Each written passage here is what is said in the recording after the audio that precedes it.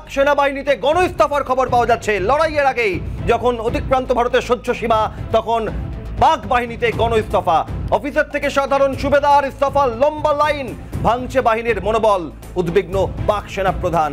22 April পেহেলগাঁওয়ে ভারতীয় নিরীহ পর্যটকদের ওপর জঙ্গি হানার ঘটনায় এবার পাক বাহিনীতে ভাঙছে মনোবল। লড়াইয়ের আগেই গণ ইস্তফার ছবি। ভারতের সহ্য সীমা অতিক্রম করেছে 22 এপ্রিলের পর 140 ঘন্টা অতিক্রান্ত। অন্যদিকে এবার উদ্বিগ্ন পাক সেনা প্রধান। হামলায় যোগ পাক জঙ্গি গোষ্ঠীর স্বীকারোক্তি খোদ পাক সেনার, গোপন নথিতে এমনটাই খবর। ভারতের প্রত্যাঘাত থেকে বাঁচতে এবার ঢাল পাক জনতা। হামাসের ফর্মুলায় জনবহুল এলাকায় বসছে পাক আর্টিলারি। পাক অধিকৃত কাশ্মীরে বোমা ফেলবে পাক বাহিনী। ব্রহ্মসের হুঙ্কারে দিশেহারা পাকিস্তান। ক্ষেপণাস্ত্র পড়ল পাকিস্তানের স্পেশাল ইকোনমিক জোনে। সব মিলিয়ে পাকিস্তানের নিউক্লিয়ার ব্যালিস্টিক মিসাইল বেস জিহাদি গোষ্ঠীর হাতে। সিন্ধ, খাইবার পাখতুনখোয়া একাধিক মিসাইল বেস কি এবার ভারতের মিসাইল টার্গেটে এই মুহূর্তে। সব মিলিয়ে এই মুহূর্তে সর্বশেষ পরিস্থিতি কোথায় জানিয়ে তার কারণ আপনাদের জানাই যে 22 এপ্রিলের পর প্রতি মুহূর্তে, প্রতি ঘন্টায়, সেকেন্ডে, মিনিটে আমাদের নজর রয়েছে এবং 140 ঘন্টা অতিক্রম করেছে ভারতের সহ্য সীমা। এবার সীমান্তে পরিস্থিতি কোথায় দাঁড়িয়ে, পাক সেনার অন্দরে কি ছবি। চিফ রিপোর্টার সত্যজিৎ মুখোপাধ্যায় ঘটনা পেহেলগাঁওয়ের ঘটনার পর থেকে ধারাবাহিকভাবে প্রতি মুহূর্তের পরিস্থিতির দিকে নজর রাখছেন, আপডেট আপনাদের সামনে তুলে ধরছেন। এবং যে খবর আপনাদের জানিয়েছিলাম আজ থেকে কয়েকদিন আগেই যে আজ ফ্রান্সের সঙ্গে এক গুরুত্বপূর্ণ চুক্তি হতে চলেছে রাফাল নিয়ে, তেমন পাকিস্তানের অন্দরের খবরও জানাবেন চিফ রিপোর্টার সত্যজিৎ। একদমই তুমি যে তথ্য জানাচ্ছিলে যে 140 ঘন্টা অতিক্রান্ত এবং ভারতবর্ষের যে 140 কোটি মানুষ আছেন, তুমি ভালো করে দেখলে বুঝলে এটা বুঝতে পারবে যে প্রত্যেকে চাইছেন যে এই মুহূর্তে একটা আক্রমণ বা যুদ্ধ হোক। রক্ত ফুটছে এবং সেটাই স্বাভাবিক। কিন্তু আজকের সময় দাঁড়িয়ে, কারণ আজকের সময়টা তো আর 1700 শতাব্দী নয়, ফলে আজকের সময় দাঁড়িয়ে ঘোড়ার উপর চড়ে রে করে তরোয়াল নিয়ে যুদ্ধ তো হয় না। এখন যুদ্ধ অনেক স্ট্র্যাটেজিক্যাল, অনেক বেশি স্পেসিফিক। ফলে সেই যুদ্ধের যে ইলেকট্রনিক ওয়ারফেয়ার চলে আসার পর যুদ্ধের ছবিটাই চেঞ্জ হয়ে গেছে। ফলে কোথায় কিভাবে আক্রমণ হবে, সেটা আকাশপথে হবে নাকি সমুদ্রপথে হবে, সেটা সেনাবাহিনীর একদম হাতে গোনা কয়েকজন কর্তা এবং রাষ্ট্রনায়করা বাদে বোধহয় আর কেউই সেই অর্থে স্পেসিফিক ইনফরমেশন রাখেন না বা জানেন না। আমরা শুধুমাত্র কতগুলো পয়েন্টসকে একসঙ্গে নিয়ে আসবো যাতে ছবিটা অনেকটা পরিষ্কার হবে। যখন আমরা এই প্রোগ্রাম করছি, জিরোয়ার করছি, সেই প্রোগ্রামের আগে আমরা যে তথ্য এবং পরে তথ্য সেটা রাখছি, আমরা একটা মনে করার চেষ্টা করব যে এই 14 এপ্রিল পাকিস্তানের সেনাপ্রধান প্রথম উস্কে ছিলেন। তিনি বলেছিলেন যে আমরা 10টা যুদ্ধ আরও কাশ্মীরকে নিয়ে করব, এবং যুদ্ধ পরিবেশ তৈরি হওয়ার পরে ভারতের এই প্রত্যাঘাতের আশঙ্কার পর যে দুজন ব্যক্তি, এই দুজনকে প্রত্যেকে চেনেন ভালো করে, দুজনই কুখ্যাত। একজন হলেন পাকিস্তানের সেনাপ্রধান আসিম মনির, এই মুহূর্তে কুখ্যাত তিনি। আরেকজন দাউদ ইব্রাহিম। এই দুজনই ভীষণ কুখ্যাত এবং সবার আগে সবাইকে অরক্ষিত রেখে এই দুই ব্যক্তি দেশে গা ঢাকা দিয়েছে। প্রথম হলো আসিম মনির, পাক সেনাপ্রধান। যে তথ্য আমরা সোর্স মারফত পাচ্ছি, তিনি নিউক্লিয়ার বাংকারে আশ্রয় নিয়েছেন। তিনি খুব সুরক্ষিত নিউক্লিয়ার বাংকারে আশ্রয় নিয়েছেন। তিনি আশঙ্কা করছেন ভারত বড় কোনো প্রত্যাঘাত করতে পারে, যে কারণে তিনি এই সিদ্ধান্ত নিয়েছেন। অন্যদিকে যে তথ্য আসছে যে দাউদ ইব্রাহিম, যুদ্ধের পরিবেশ তৈরি হওয়ার পরেই যে সোর্স মারফত এবং বিদেশি একাধিক গোয়েন্দা সংস্থা তা কনফার্ম করছে, আমরা সোর্স মারফত জানতে পারছি দাউদ ইব্রাহিম আস্তোলা দ্বীপ বলে একটা দ্বীপ আছে, এটা পাকিস্তানের একেবারে সিলাইন ঘেঁষে এবং মূলত পাকিস্তানের যে সাবমেরিন ঘাঁটি সেখানে তিনি আত্মগোপন করেছেন। স্যাটেলাইট পিকচারে ধরা পড়েছে। আমরা দুটো ছবিকেই স্ক্রিনে রাখার চেষ্টা করব এবং তার পাশাপাশি যে গুরুত্বপূর্ণ তথ্য তুমি জানাচ্ছিলে যে পাকিস্তান কতটা ষড়যন্ত্রকারী দেশ, কোন পর্যায়ে নামতে পারে, তা আজকে পরিষ্কার হবে চাঞ্চল্যকর তথ্যের মাধ্যমে। এবং আমরা প্রথমেই বলেছিলাম যে হামাসের দুই যে বড় মাথা পলিটিক্যাল উইংয়ের, তাদের সঙ্গে আলোচনার পর পাকিস্তান এই পেহেলগাঁও অ্যাটাকের সিদ্ধান্ত নিয়েছিল জঙ্গিদের মারফত, এবং তারপর যখন তাদের হাতের বাইরে বলটা বেরিয়ে গেছে তখন পাকিস্তান এই হামাসের প্রচলিত ফর্মুলাই ফলো করছে। এই মুহূর্তে আমি বলে রাখবো যে SH-15 ট্রাক মাউন্টেড যে হাউটজার, এই হাউটজারগুলোকে ইতিমধ্যেই লাহোর এবং পাঞ্জাবের বিভিন্ন বিস্তীর্ণ যে এবং ঘন বসতিপূর্ণ অংশ সেখানে ইনস্টল করছে পাক আর্মি। তার কারণ হলো এই যে চাইনিজ SH-15 ট্রাক মাউন্টেড যে হাউজার, এগুলোকে দিয়ে যখন ফায়ারিং করা হবে তখন কোয়াইট ন্যাচারালি ভারতীয় বায়ুসেনা সে যেখান থেকে ফায়ারিং হবে প্রত্যাঘাত সেখানেই হয়। ফলে ভারত যদি প্রত্যাঘাত করে পাকিস্তানের ট্র্যাপে পা দিয়ে বা যদি যাই হোক যেভাবেই হোক, তাহলে সেক্ষেত্রে সাধারণ মানুষ বা সিভিলিয়ানদের ক্ষয়ক্ষতি অনেক বেশি হবে এবং পাকিস্তান হামাসের ফর্মুলা অনুসারে এটাই চাইছে। তাহলে আন্তর্জাতিক মার্কেটে আন্তর্জাতিক ক্ষেত্রে দেখাতে পারবে যে ভারত কি বিধ্বংসী পদক্ষেপ নিয়েছে।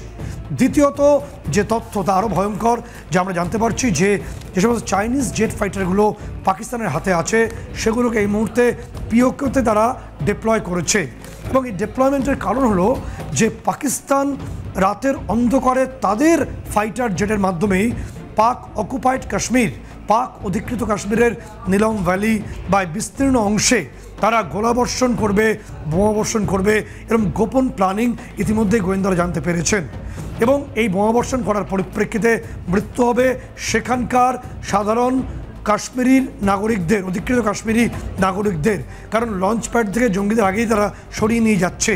ফলে এক্ষেত্রেও তারা ভারতের ভাবমূর্তিকে আন্তর্জাতিক যে ক্ষেত্রে কালিমালিপ্ত করার চেষ্টা করবে বলে একটা বড় অংশ মনে করছে। এই ষড়যন্ত্র পাকিস্তান রচনা করেছে। তবে ষড়যন্ত্র করে লাভ নেই, কারণ ইসরায়েল প্রত্যাঘাত করেছিল হামাসকে ঠিক উল্টো পথেই। কারণ মোসাদের গোয়েন্দা বাহিনী আমরা আগেই জানিয়েছিলাম 24 জনের স্পেশাল টিম সেটা উপত্যকায় ইতিমধ্যে এসছে পাক অধিকৃত কাশ্মীর এবং আশেপাশে অংশে। এবং সবথেকে বড় বিষয় অভিক, যেটা ভীষণ অ্যালার্মিং, তা হলো যে গণহারে পাকিস্তান সেনাবাহিনীতে ইস্তফা দেওয়া হচ্ছে। আমরা বলবো সেই ছবি এবং লেফটেন্যান্ট জেনারেল পদমর্যাদার অফিসার তিনি পাক সেনাপ্রধানকে একেবারে চিঠিতে পরিষ্কার লিখছেন যেভাবে গণ ইস্তফার হিড়িক তৈরি হয়েছে তাতে পাক সেনাবাহিনীর মনোবল বলে আর কোনো কিছুর অস্তিত্ব থাকবে না। এখনও পর্যন্ত যে ইস্তফার পরিসংখ্যান আমাদের কাছে আসছে তাতে 250 জন লেফটেন্যান্ট কর্নেল এবং বিভিন্ন পদমর্যাদা অফিসাররা তারা রিজাইন করেছেন, রেজিগনেশন দিয়েছেন। বলবো কোন কোন অংশে দিয়েছেন। কোয়েটা, একই সঙ্গে ফার্স্ট কমান্ড নর্দার্ন এরিয়ান অর্থাৎ FCNA এবং মংলা ডিভিশন, এই তিনটে অংশ থেকে ব্যাপক হারে সেনা অফিসাররা তারা ইস্তফা দিয়েছেন। ধরে নেওয়া হয় যে এক একজন সেনা অফিসার প্রায় 500 জন সেনা জওয়ানের সমকক্ষ হন। তার সঙ্গে তোমাকে বলবো প্রায় 1500 সেনা জওয়ান তারা ইস্তফা দিয়েছেন। সংখ্যাটা মোটামুটি 1700-র ওপরে চলে গেছে। তার মানে পাকিস্তানের প্রায় অর্ধেক যে সেনা অফিসার এবং জওয়ান এই মুহূর্তে তারা কিন্তু ইস্তফার পথে যাচ্ছে, ট্রেন্ড তাই বলছে। তাহলে এই পরিমাণ সেনা জওয়ান যদি ইস্তফা দেয় তাহলে লড়বে কারা? মুজাহিদিনরা। এখানেও একটা গোপন তথ্য আমরা দর্শকদের জানাবো আজকে। এই গোপন তথ্যটা অত্যন্ত চাঞ্চল্যকর। ভারতকে এক্ষুন সতর্ক হতে হবে এবং আমাদের গোয়েন্দা বাহিনী ইতিমধ্যে সতর্ক হয়েছে। তা হলো পাকিস্তানের যে পানো আকিল নিউক্লিয়ার বেস, এটা সিন্ধ প্রদেশে আছে এবং একই সঙ্গে খাইবার পাখতুনখোয়া সিন্ধ প্রদেশের একাধিক যে নিউক্লিয়ার বেস আছে, এই নিউক্লিয়ার বেসগুলোর ইতিমধ্যে দায়িত্ব নিয়েছে মুজাহিদিন গোষ্ঠী। খুব সত্যই আমি এখান থেকে একটু পুরনো রেফারেন্স টেনে তোমার কাছে জানতে চাইবো, তার কারণ এই মুহূর্তে জিরো আওয়ারে সিএনএর দর্শকরা যারা দেখছেন তোমার ধারাবাহিক এর আগে বিশ্লেষণ আমরা দেখেছিলাম যখন 2024-এর অগস্টের পর বাংলাদেশে অচলাবস্থা হলো, তখন এই পাকিস্তান বাংলাদেশের বাহিনীকে প্রশিক্ষণ দেওয়ার পরিকল্পনা করেছিল। বাংলাদেশের সঙ্গে পাকিস্তানের সখ্যতা তাদের পিতৃতুল্য মনে করছিল বাংলাদেশ পাকিস্তানকে। আর সেই পাকিস্তান আজ ভারতের ওপর এই নাশকতা চালিয়ে জঙ্গি গোষ্ঠী আজ সেনাবাহিনী তারা গণ ইস্তফা দিচ্ছে। শুধুমাত্র এখনো পর্যন্ত ভারত বিরাট করা পদক্ষেপ নেয়নি তার আগেই। ইতিমধ্যে এই সেনার অন্দরে মনোবল ভাঙার পেছনে মূলত কারণ কি বলে মনে হয় পাক সেনার অন্দরে? দেখো আমরা একে একে আলোচনায় আসছি। প্রথম বিষয় হলো গিয়ে যে তোমাকে বলে রাখবো যে এই মুহূর্তে সিন্ধ প্রদেশ এবং খাইবার পাখতুনখোয়াতে সেখানে যতগুলো মিসাইল বেস আছে এবং সেখানকার নিউক্লিয়ার বেস আছে সেগুলোর দখল নিয়েছে মুজাহিদিন গোষ্ঠী। এবং জেনে রাখা প্রয়োজন যে ভারতে যেমন সেনাবাহিনী মানে সেনাবাহিনী, পাকিস্তানে ঠিক উল্টোটা, সেখানে সেনাবাহিনীর সঙ্গে থাকে একটা অ্যাক্টিভ মুজাহিদিন বা সন্ত্রাসবাদী গোষ্ঠী। এবং যেই মুহূর্তে অন্তত 9টি বাংকার এবং এই নিউক্লিয়ার বেস এই মুজাহিদিন গোষ্ঠী হাতে নিয়েছে, সেই মুহূর্তে ভারতীয় গোয়েন্দা বাহিনীর তথ্য এসছে এবং আমাদের ব্রহ্মসের লক্ষ্যে রয়েছে পাকিস্তান মুজাহিদিনের হাতে থাকা এই সবকটি নিউক্লিয়ার বেস এবং বাংকার। তার কারণ তোমাকে বলবো, তুমি ঠিক 2022-এর কথা মনে করে দেখো, পাকিস্তানের 100 কিলোমিটার ভেতরে মিয়াচন্নু, এই মিয়াচন্নুতে রাত্রিবেলা আছড়ে পড়েছিল আমাদের ব্রহ্মোস। আমরা বলেছিলাম যে ভুল করে চলে গেছে, হয়তো ভুল করেই গেছিল, কিন্তু গেছিল। এবং সে সময় HQ-9 ছিল পাকিস্তানের এয়ার ডিফেন্স সিস্টেম, যেটা গত পরশুই পাকিস্তান চুক্তি করেছে HQ-19, সেটা দুটোই চাইনিজ এয়ার ডিফেন্স। কিন্তু তখন পাকিস্তান বুঝতেও পারেনি, কারণ HQ-9-এর মাথার উপর থেকে আমাদের ব্রহ্মোস গেছিল। ফলে আবার ব্রহ্মোস যাবে কি, কখন যাবে, কিভাবে যাবে, সেটা তো ভারতের সেনাকর্তারা স্থির করবেন।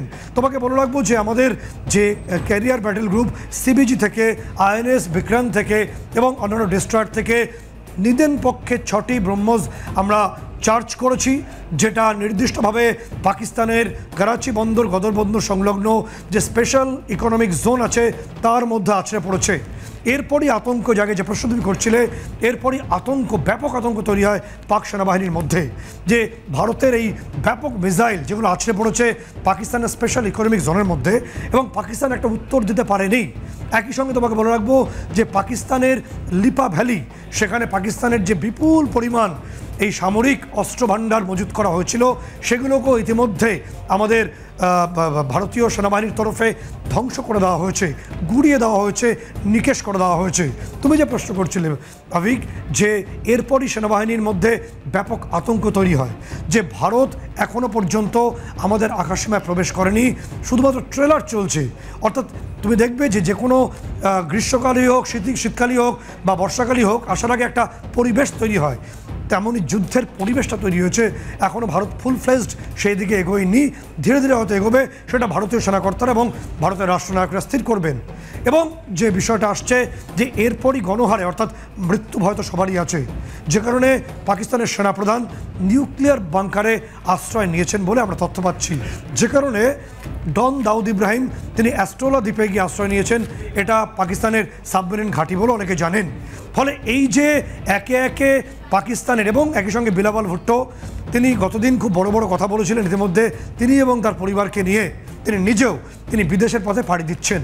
ফলে এই যে বিপুল পরিমাণ সেটব্যাক পাকিস্তানের, তাদের সেনাকর্তারা ইতিমধ্যে পালানোর চেষ্টা করছেন।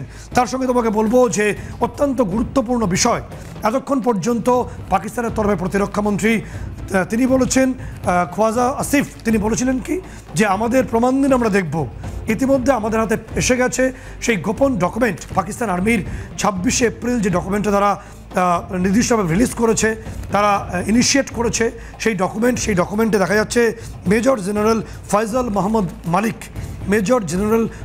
মাহমুদ মালিক তিনি লিখছেন নির্দিষ্টভাবে সেনাপ্রধানকে এবং অন্যান্য অফিসারকে উদ্দেশ্য করে, যে আমাদের মুজাহিদিনরা পেহেলগাঁওয়ে যে অ্যাটাক করেছে তার পরিপ্রেক্ষিতে আমাদের দেশপ্রেম জাগ্রত করতে হবে। অর্থাৎ আমাদের মুজাহিদিন বলতে পাকিস্তানের মুজাহিদিন, পাকিস্তানের জঙ্গি গোষ্ঠী, পাকিস্তানের যে সেনাবাহিনীর গোপন নোট, সেখানে উল্লেখ রয়েছে প্রথম ডাইরেক্টিভসেই উল্লেখ রয়েছে যে আওয়ার মুজাহিদিনস, অর্থাৎ পাকিস্তান এবার স্বীকার করলো যে পেহেলগাঁও অ্যাটাকে যে জঙ্গিগুলো এসেছিল এবং তাদের যারা সঙ্গে ষড়যন্ত্র, অর্থাৎ জঙ্গি পাঠানো থেকে ষড়যন্ত্র, পুরোটারই মাস্টারমাইন্ড পাকিস্তান, এবং রাওয়ালপিন্ডির সেনা সদরে বসে আর কেউ নন, জেনারেল এবং তিনি আসিম মুনিরি এই গোটা প্ল্যানিং করেছিলেন বলে এই তথ্য উঠে আসছে। এবং তার পাশাপাশি এই যে গণহারে ইস্তফা দেওয়া হচ্ছে সে সম্পর্কে বলতে গিয়ে এই সেনাকর্তা বলছেন যে ইস্তফা দেবেন না, আমরা একাধিক অপারেশন সাকসেসফুলি করেছি একেবারে। এবং সেনাকর্তারা এই সুবেদার থেকে সেনার যারা কর্মী রয়েছেন তাদের বোঝানোর চেষ্টা করছেন। সত্যই এখান থেকে এই আলোচনা আরও এগিয়ে নিয়ে যাব। আমাদের সঙ্গে যোগ দেবেন জিরো আওয়ারে অবসরপ্রাপ্ত সেনাকর্তা কর্নেল দীপ্তাংশু চৌধুরী। লড়াইয়ের আগেই পাক সেনাবাহিনীতে গণ ইস্তফা, অফিসার থেকে সাধারণ সুবেদার, ইস্তফার লম্বা লাইন, ভাঙছে পাক বাহিনীর মনোবল, উদ্বিগ্ন পাক সেনাপ্রধান। পেহেলগাঁয়ে ভারতীয় নিরীহ পর্যটকদের ওপর হামলার ঘটনা, জঙ্গি হানায় মৃত্যু, এবং তারপর এবার পাকিস্তানের সেনার অন্দরেই মনোবল ভাঙছে, তার কারণ ভারত ইতিমধ্যেই তার কড়া পদক্ষেপের বার্তা দিয়ে দিয়েছেন। চিফ রিপোর্টার সত্যজিৎ মুখোপাধ্যায় সরাসরি রয়েছেন আমাদের সঙ্গে, একই সঙ্গে রয়েছেন অবসরপ্রাপ্ত সেনাকর্তা কর্নেল দীপ্তাংশু চৌধুরী। সত্যজিৎ, জানাবো দীপ্তাংশুবাবু। আগের দিনে আমরা শনিবার দিন এই তথ্য সবার আগে জানিয়েছিলাম যে ভারত আমাদের যে রাফায়েল মেরিন ভার্সন 63,000 কোটির চুক্তি, আমরা প্রথম ব্রেক করি খবরটা শনিবার দিন, এবং আজকেই তার রূপায়িত হতে চলেছে। এবং ভারতের যে নৌবাহিনী বা আমাদের নেভাল অফিসারদের কাছে এনরমাস পাওয়ার আসতে চলেছে। পাশাপাশি দীপ্তাংশুবাবু যে তথ্য অত্যন্ত গুরুত্বপূর্ণ, তা হলো যে নির্দিষ্টভাবে পাকিস্তানের একাধিক যে পরমাণু বেস রয়েছে সেগুলো সেখানকার মুজাহিদিনরা ক্যাপচার করেছে বলে আমরা জানতে পারছি। ফলে থ্রেট মারাত্মক আকারে তৈরি হয়েছে, এবং একই সঙ্গে পাকিস্তানের যে সিক্রেট যে আর্মি নোট সেখানে উল্লেখ করা হচ্ছে যে আওয়ার মুজাহিদিনস, আমাদের মুজাহিদিনরাই, আমাদের জঙ্গিরাই পেহেলগাঁও অ্যাটাক করেছে। বিশ্বের দরবারে ফের জঙ্গি রাষ্ট্র প্রমাণিত হচ্ছে পাকিস্তান, এবং ভারতের ব্রহ্মসের আওতায় রয়েছে এই সমস্ত নিউক্লিয়ার বেস। কারণ মিয়া চুন্নুতে আমরা 3 বছর আগে ব্রহ্মস পাঠিয়েছিলাম, ব্রহ্মস সেখানে হিট করেছিল। ঠিক কতটা ছবি কোন দিকে জল যেতে চলেছে বলে আপনার মনে হচ্ছে এই মুহূর্তে, দীপ্তাংশুবাবু? সত্যজিৎ বাবু, আমরা অলরেডি এর মধ্যে খবর পেয়েছি যে এই যে 4 জন জঙ্গি অথবা 7 জন এসেছিল, 4 জন করেছে এবং 3 জন ওদের দেখছিল দূরের থেকে, ওর মধ্যে একজন স্নাইপার ছিল। এরা প্রত্যেকে স্যাটেলাইট ফোন ইউজ করেছে। এই স্যাটেলাইট ফোন ইউজ করেছে বলে তার কমিউনিকেশন সিগনেচার আমরা অটোমেটিক পেয়েছি, এবং এই স্যাটেলাইট ফোনটা যখন আমরা চেক করি এই কমিউনিকেশন কোথা থেকে হয়েছে, এটা কমপ্লিট করাচির থেকে হয়েছে, এবং আমরা এটা ইসলামাবাদে এর কানেকশন পাই। তো দুটো জায়গা থেকে এর কানেকশন আমরা পাই, যেখান থেকে এই জঙ্গিদের সঙ্গে তাদের যে হ্যান্ডলার, তাদের হ্যান্ডলারকে এই পাকিস্তানের সামরিক বাহিনী এবং ISI অফিসাররা, এবং এই প্ল্যানটা মদতপুষ্ট কে করেছিল? এই প্ল্যানটা আসিম মুনির। এটার মধ্যে আর কোনো দ্বিধা নেই যে এই পুরো অ্যাটাকটা প্ল্যান, রিসোর্স দেওয়া এবং এক্সিকিউশন, এর পেছনে পুরোটাই ISI এবং পাকিস্তানের সামরিক বাহিনী। এটা হচ্ছে এক। দ্বিতীয়ত বজ্র আটনি পস্কা গেড়ে, যেটা আমরা বাংলায় জানি, এটা করার পর যে প্রত্যাঘাতের মুভমেন্ট ভারতের সামরিক বাহিনী যা দেখছে, তাদের কিন্তু অলরেডি ঘাম বেরিয়ে গেছে। এবং আপনি রাইটলি প্রটিটর যেটা আমাদের কাছে আছে, প্রচুর প্রায় 250 অফিসার পাকিস্তানের সামরিক বাহিনী এবং প্রায় 1500-1600 সৈনিক আদার র্যাঙ্ক, এরা কিন্তু মাস পেটিশন দিয়েছে, মাস রেজিগনেশনের জন্য অলরেডি লেটার দিয়েছে। এটা কিন্তু একটা শিহরণ তৈরি হয়েছে পাকিস্তান সামরিক বাহিনীর মধ্যে, যেখানে এখন মোবিলাইজেশন হচ্ছে, যেখানে ওদের থাকতে হবে the man behind the machine. যদি না থাকে তাহলে তো কোনো লাভ নেই। তাই এটা কিন্তু ওদের জন্য একটা ঘড় লাল, it's a red danger for Pakistan army. তার উপর আমরা জানি এই সময় দাউদ কে সরিয়ে আনা হয়েছে করাচির থেকে এই অ্যাস্তলা দ্বীপটা কোথায়? এটা পাসনি বলে একটা বালুচিস্তান গদার যে পোর্ট আছে, তার পাশে এই পাসনি একটা মাছুয়াদের বন্দর আছে, এখানে ফিশিং পোর্ট। তার থেকে 25 কিলোমিটার দূরে, এটা প্রায় 7.5 কিলোমিটার, এটা বেশ বড় দ্বীপ। এই দ্বীপে কেউ থাকে না, এখানে শুধু পাকিস্তান আর্মির নিউক্লিয়ার বাংকার্স আছে, যেখান থেকে নিউক্লিয়ার যদি অ্যাটাক হয় এখানে কিছু হবে না। এখানে আরো গুরুত্বপূর্ণ কিছু লোককে নিয়ে যাওয়া হবে, এবং তার নিচে একটা সাবমেরিন বেস আছে। যদি এই পুরো আইল্যান্ডটাকে, ধরুন আমাদের কাছে তার গ্রিড রেফারেন্স আছে, আমরা যখন অ্যাস্ট্রোলা আইল্যান্ড বলছি তার গ্রিড রেফারেন্স আছে, এটাকে আমরা থ্রু মিসাইল অ্যাটাক একদম শেষ করে দিতে পারি। সঙ্গে সঙ্গে নিচের যে বেসে যে সাবমেরিন, ওদের ভাঙাচোরা একটা দুটো সাবমেরিন আছে, সেখান থেকে ওদের উচ্চপদস্থ অফিসার দাউদ, যার পয়সায় একটা প্যারালাল ইকোনমি পাকিস্তানে চলছে, তাদের নিয়ে এরা পালিয়ে যাবে। এটা হচ্ছে এক। এবং দ্বিতীয়ত আপনি যেটা দেখালেন লাহোরে যে ওদের আর্টিলারি গান মুভ করেছে একদম হামাস স্টাইল।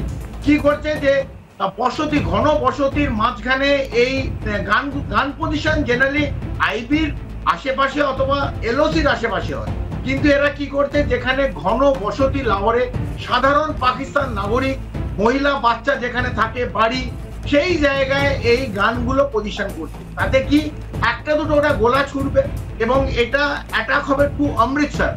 লাহোর থেকে অমৃতসর ম্যাক্সিমাম ডিস্টেন্স 56 এবং সবচেয়ে কম ডিস্টেন্স হচ্ছে 30 থেকে 35, যেটা 8ই গানের এই গোলার মাধ্যমে মানে রেঞ্জের মধ্যে আসবে। এরা একটা দুটো ছুড়লে কি হবে?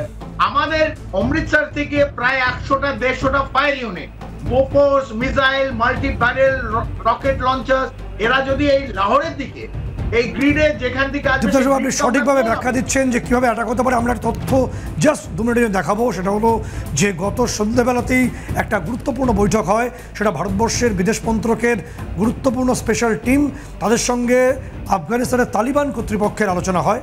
আমরা স্ক্রিনে দেখাবো। অর্থাৎ ইরান তার বর্ডার ক্লোজ করেছে, আফগানিস্তানের যারা শাসক তালিবান তারা হুঙ্কার দিয়েছে ইতিমধ্যে পাকিস্তানকে, এবং সেই গোষ্ঠীর সঙ্গেই ভারতের দীর্ঘ আলোচনা হয়েছে। পাকিস্তানকে চারদিক থেকে ঘিরে ফেলা হচ্ছে, প্রথম প্রশ্ন আপনার কাছে। দ্বিতীয় প্রশ্ন হলো যে আমরা যে ছবি দেখিয়েছি পানুয়াকিল নিউক্লিয়ার বেস এবং সঙ্গে সিন্ধ এবং তার সংলগ্ন অংশে নিউক্লিয়ার বেসগুলোতে মুজাহিদিনরা দখল নিচ্ছে ধীরে ধীরে, সেনাবাহিনী পিছিয়ে যাচ্ছে, অর্থাৎ পাকিস্তান সেনাবাহিনী রিজাইন করছে, পিছিয়ে যাচ্ছে। ফলে আমরা কি আমাদের যে মিসাইলগুলো আছে গুরুত্বপূর্ণ সেগুলো টার্গেট করতে পারি বা সেগুলোকে আওতায় আনতে পারি? কতটা গুরুত্বপূর্ণ পদক্ষেপ হতে পারে ভারতের তরফে? দীপ্তাংশু বাবু, প্রথম প্রশ্ন, পাকিস্তানের পশ্চিম দিক মানে আফগানিস্তানের বর্ডার, যেখানে আপনি কালকে দেখালেন মিটিং হয়েছে, একটা লম্বা মিটিং হয়েছে, এটা আমাদের জিওপলিটিক্যাল স্ট্র্যাটেজি। এই যে পাকিস্তানের যে পশ্চিম দিকে এখন যেহেতু আমাদের মোবিলাইজেশন হয়ে গেছে, আমাদের স্ট্রাইক কোর মোবিলাইজ হচ্ছে, আমাদের ডিফেন্সেস স্ট্রং হচ্ছে, মিসাইল পজিশনে আসছে, এবং বায়ু এবং নৌসেনা এরা অ্যাক্টিভ অফ অ্যালার্ট। সেই সময় একটা মিটিং আমরা যেটা আপনি দেখালেন নিশ্চিতভাবে হচ্ছে এবং লম্বা মিটিং হচ্ছে। এই যে পশ্চিম দিকে এরা যে সৈন্য সরিয়ে নিচ্ছে, কারণ আফগানিস্তানের যে কন্টিনিউয়াস একটা কিন্তু অ্যাটাক, যেটা আমরা টিভির পর্দায় দেখতে পাই না, পাকিস্তানের সঙ্গে কিন্তু একটা নন স্টপ বর্ডার স্ক্রিমেশেস চলছে। তাই পাকিস্তানের একটা বৃহৎ মানে ডিভিশন এই পশ্চিম পাকিস্তানের পশ্চিমে, যেটা আফগানিস্তানের পূর্বে এরা কিন্তু ছিল। এই পাকিস্তানের সামরিক বাহিনীগুলো কিন্তু পশ্চিম থেকে পূর্ব দিকে মুভ করার জন্য চেষ্টা করছে। এতে আমরা মিটিংটা কেন করলাম? যাতে আফগানিস্তান তাদের ইন্টেন্সিটি বাড়ায়, যাতে পাকিস্তান তার পশ্চিম থেকে তার সৈন্য যেটা আছে ছড়াতে পারবে না। একদম সঠিক বলছেন দীপ্তাংশু, সঠিক কথা বলছেন, যাতে পাকিস্তান আফগানিস্তানের দিকে পালাতে না পারে, ইরানের দিকে পালাতে না পারে, সেখানে আমরা টাইট সিকিউরিটি দিচ্ছি। এবং একই সঙ্গে দাউদ ইব্রাহিম তাকে সরিয়ে নিয়ে যাওয়া হয়েছে নিউক্লিয়ার বাংকারে।